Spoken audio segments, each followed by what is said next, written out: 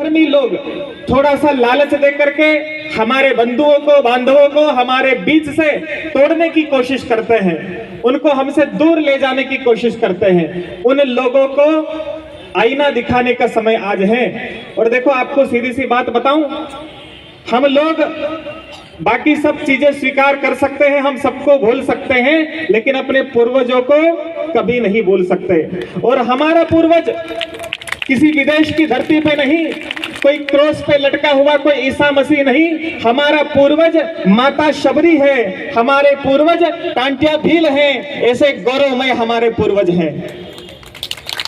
और आप लोगों ने, हम सब ने वो वीडियो देखे हैं कि किस तरह से चर्च के अंदर पादरी जो होता है, लोग आते हैं, फादर को प्रणाम करते हैं, वो फादर उनके ऊपर थूक रहा है, उनके भोजन में थूक मिला करके उनको खिला रहा है। ये प्रत्यक्ष वीडियो प्रमाण हमने देखे हैं। दुनिया में जो लोग ताकतवर होता है वो अपने से छोटे लोगों को, नीचे लोगों को थूक करके अपना झूठा खिलाता है। लेकिन अगर दुनिया में कोई ऐसा उदाहरण जहां भगवान भक्त का झूठा खाए, भक्त का झूठा हुआ बेर अगर किसी देश में कोई भगवान खाता है, वो हमारे भगवान राम जी हैं, वो हमारा भारत देश है,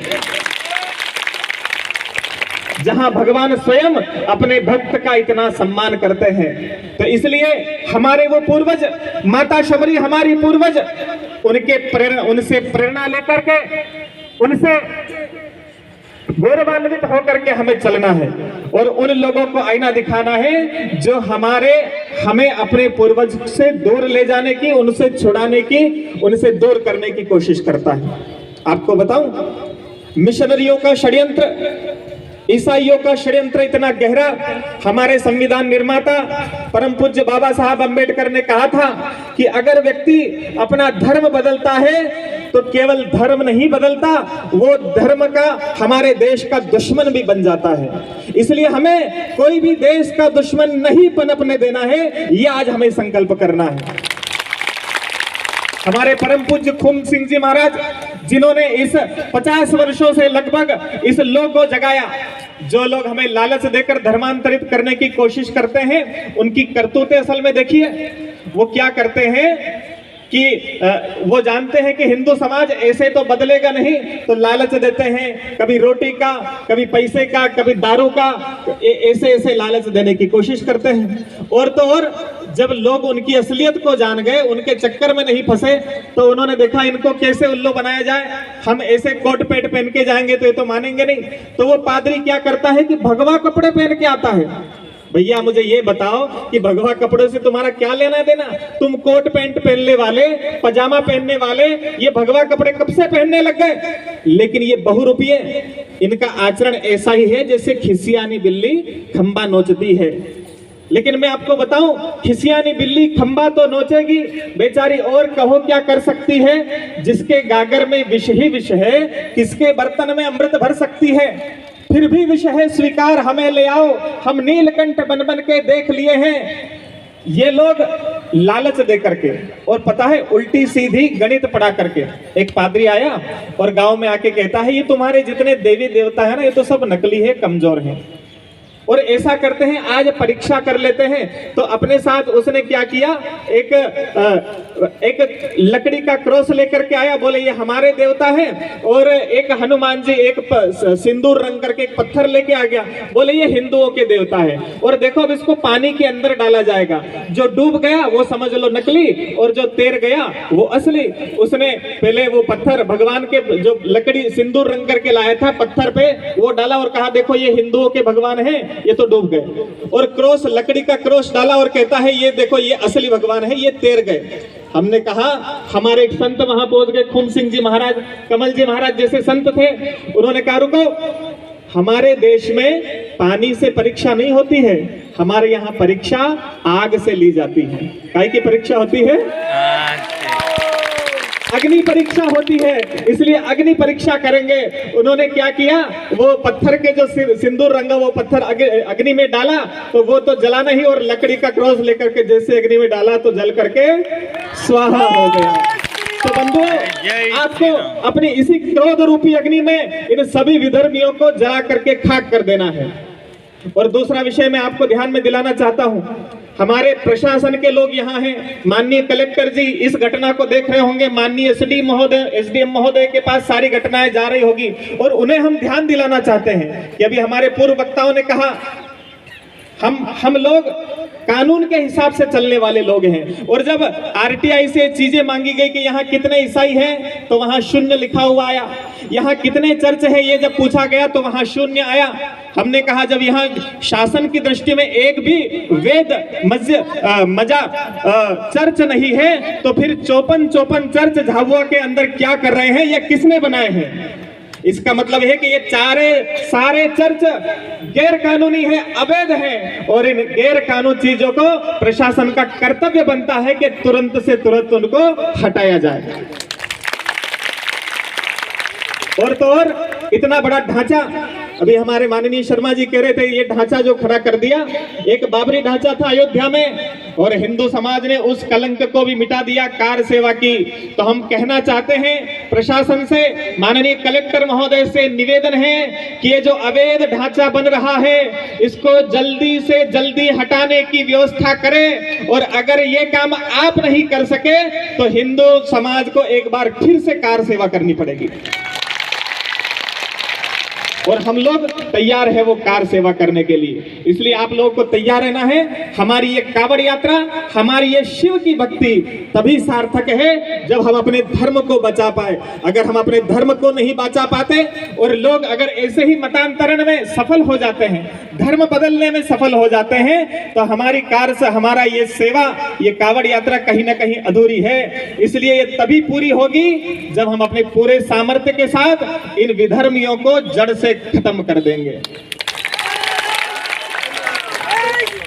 और देखो अपन तो शिव के भक्त हैं, और शिव इतने कृपालु हैं, उनके ऊपर जल चढ़ा दो तो भी खुश, फूल चढ़ा दो तो भी खुश, पत्ती चढ़ा दो तो भी खुश हो जाते हैं, घंटी चढ़ा दो तो भी खुश, और घंटी चुरा के भाग जाओ तो भी खुश हो जाते हैं। ऐसे हमारे शिव शंकर जी हैं।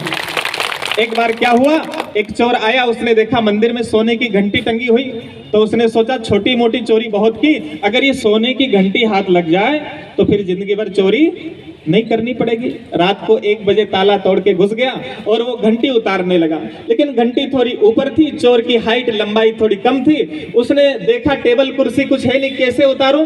फिर ध्यान आया कि शिवलिंग है, इसी के ऊपर चढ़ जाता हूँ। उसने जैसे ही शिवलिंग के ऊपर चढ़ के घंटी उतारने लगा तो शिव जी वहां प्रकट हो गए, बोले बस बस वरदान मांगो, वरदान मांगो। भगत चोर घबरा, बोले गुरुजी महाराज मैं कोई चोर वोर नहीं, मैं तो भगत हूँ, मैं कोई भगत नहीं, मैं तो चोर हूँ, घंटी चुराने आया था। शिव जी बोले बस चुप, बकवास नहीं करते। मैंने बहुत सारे भगत देखे हैं, कोई फूल चढ़ाता है, कोई मिठाई चढ़ाता है, ज्यादा से ज्यादा गहने सोना चांदी चढ़ाता है, लेकिन तू ऐसा पहला भक्त है जो खुद ही मेरे ऊपर चढ़ गया, तुझे भी मैं स्वीकार करता हूं। तो हम तो उन कृपालु भगवान के पुजारी हैं जो ऑर्डर दानी है, बिना चाहे ही बिना मांगे ही व्यक्ति को सब कुछ दे देते हैं। और ऐसे शिव की आराधना तभी पूरी होगी जब हम इन विधर्मियों का सर्वनाश करेंगे। इसलिए आपसे निवेदन है कि अब मनोकामना पूरी कर दो, रक्त चिटाकर तलवारों को, महारौद्र को शीश नमाकर नव अश्वमेध कर डाला जाए। हे पार्थ अब गांडीव उठा, मैं आप सब लोगों से आह्वान करता हूं, हे पार्थ अब गांडीव उठा, लक्ष्य पर दृष्टि अड़ाकर रख, प्रथम ध्वनि संकेत मिले और लक्ष्य भेद कर डाला जाए। और अब क्या करना है कि संपूर्ण धरा कुरुक्षेत्र बना, इतना सामर्थ्य जुटा फिर से असुरों का सर्वस्व मिटा, ताकि कहीं पुनः अधर्म न पाला जाए। इसलिए फिर से ये असुर, ये जो विधर्मी असुर हैं, जो देशद्रोही असुर हैं, जिन्हें देशभक्त सुहाते नहीं हैं, ऐसे असुरों का सर्वनाश करना है। कौन करेगा इनका सर्वनाश? दोनों हाथ खड़ा करके करिए, हम करेंगे। अब आखिरी में आप लोगों से एक निवेदन है, भगवान राम जी की बात चल रही थी, हमने अयोध्या जी में अभी धूमधाम से जय श्री राम का उद्घोष किया और राम जी का मंदिर वहां बना के हमने तैयार कर रहे हैं, हमने बनाना शुरू कर दिया है। अब बारी कुछ और जगह भी है, काशी विश्वनाथ की भी बारी है, और झाबुआ में शुद्धिकरण करना पड़ेगा। घर वापसी करवानी पड़ेगी, इसलिए यहाँ भी तैयारी कर लो।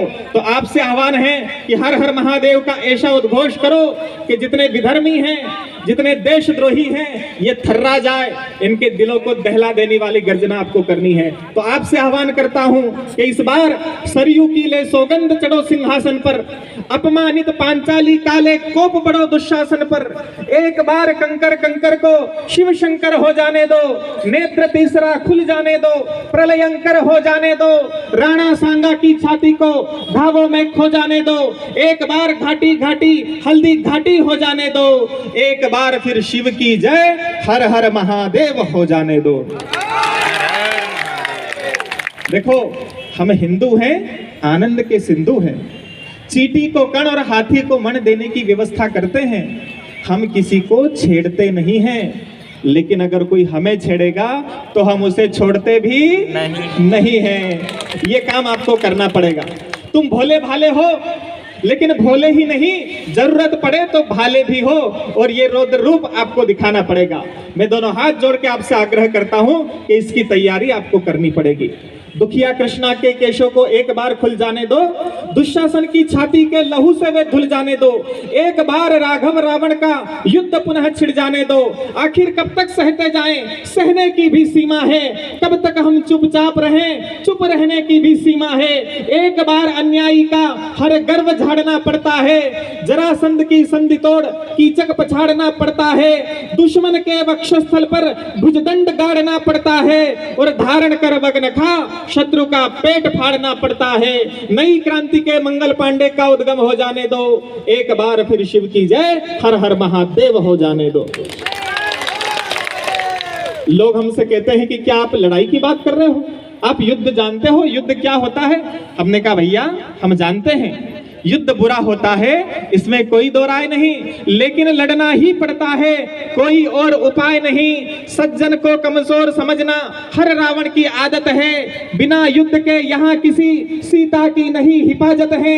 एक व्यक्ति की तानाशाही लाखों की मजबूरी है, धर्म संस्थापन की खातिर होता युद्ध जरूरी है, और नारी नारायणी पुरुष को पुरुषोत्तम हो जाने दो, एक बार फिर शिव की जय हर हर महादेव हो जाने दो। लोग कहते हैं महाराज कुछ ऐसी बात करो कि भाईचारा आए। हमने कहा भाईचारा आएगा कैसे? भाई तो दुबई में बैठा है और चारा लालू यादव के पेट में। भाईचारा लाने का सबसे बड़ा उपाय है भाई से बड़े भाई बन जाओ, भाईचारा तुरंत आ जाएगा। और लोग ये भी पूछते हैं कि महाराज आप तो साधु संत हो, आपको तो गुफा में बैठ के माला जपनी चाहिए, ये ऐसे कांवड़ यात्रा निकाल के और उपदेश करके मंच लगा के आपको क्या जरूरत है सब करने की, समाज को जगाने की आपको क्या जरूरत?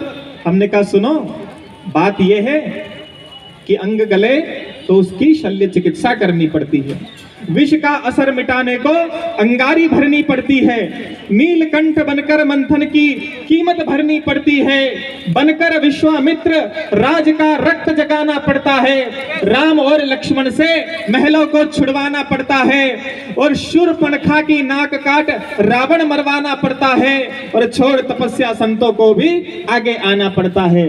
इसीलिए बस इसीलिए हाँ हाँ हाँ इसीलिए डमरू की फिर से डम डम डम हो जाने दो, एक बार फिर शिव की जय हर हर महादेव हो जाने दो। आप लोग हर हर महादेव की गर्जना जोर से करेंगे, मैं बोलूंगा हर हर, आपको बोलना है महादेव, हर हर महादेव, हर हर महादेव, हर हर महादेव। अब आखिरी में एक संकल्प मैं आपको दिलाना चाहता हूँ, बोलो संकल्प लेने के लिए तैयार हो? हमारे परम पूज्य संत खूम सिंह जी महाराज और उनके परम प्रिय शिष्य कमल सिंह जी महाराज, इनके सामने आपको आज एक संकल्प करना है, और ये संकल्प लेना जरूरी है, तभी हमारी कांवड़ यात्रा सफल होगी। एक निवेदन आपसे कि जब भी आप बाजार जाओ, फल फूल सब्जी भाजी कपड़ा मशीन जो भी कुछ खरीदो, ऐसे लोगों से खरीदना है जो भगवान शिव को मानते हो, हमारे देवी देवताओं का सम्मान करते हो, हमारे पूर्वजों का सम्मान करते हो। जो लोग हमारे देवताओं को नहीं मानते, उनसे हमें कोई भी सामान नहीं खरीदना है। दोनों हाथ उठा के दोनों हाथ उठाइए और संकल्प कीजिए, बोलिए हम हिंदू हैं, आनंद के सिंधु हैं, चींटी को कण और हाथी को मन हम देने की व्यवस्था करते हैं।